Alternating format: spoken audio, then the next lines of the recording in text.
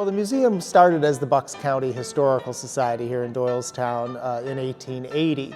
And then one of the founding members of the society, Henry Mercer, who had a number of experiences, among which was doing archaeology, below ground archaeology, he was involved in founding the museum in 1880, but in 1897 sort of came back to Doylestown and had this experience where he realized that certain things that archaeologists would be looking for in the future were being discarded all around him, and these were the objects of America's pre-industrial age. And so he decided at that point, before things went into the ground and had to be dug out later by archaeologists, he would begin rescuing those materials then and now, and began this collection which he called the Tools of the Nation Maker. And eventually that collection was housed in a building that he had constructed, which is the 8 or 9 story castle that today is called the Mercer Museum. I've been a volunteer at the Mercer Museum for probably 10 years. I started out doing one thing and ended up doing everything almost.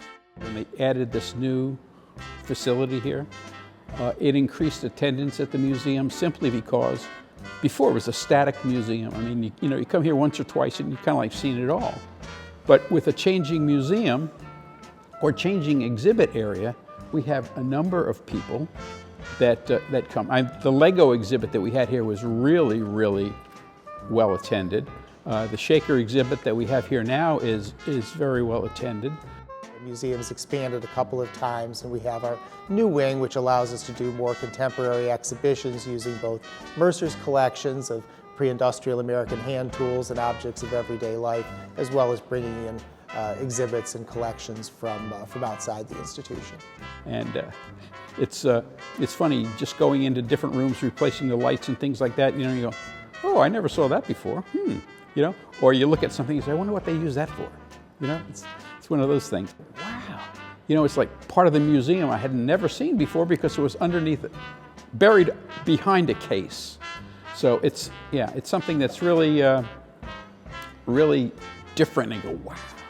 It looks so much different. That's the neat part about it. It looks different. It's called Animals on the Loose, which is kind of really neat.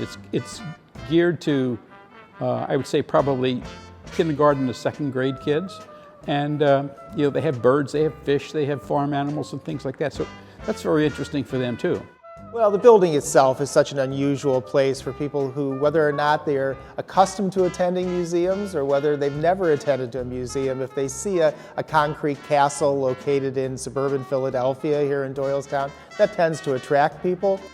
The museum's open 362 days a year, Monday through Saturday from 10 to 5 and noon to 5 on Sundays. It's always a good time to visit the Mercer Museum. People should be forewarned when they come here in the winter that the museum is not heated, so it's rather cool. But it's not totally cold, it's just really cool in more ways than one.